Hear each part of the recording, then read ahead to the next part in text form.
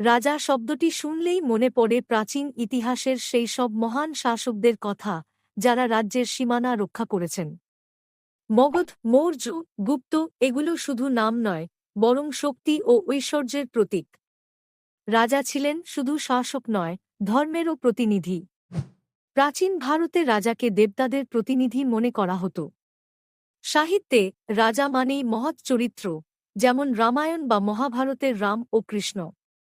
কিন্তু ইতিহাসের পাতা উল্টালে দেখা যায় অনেক রাজার কাহিনীও অন্যায়ের।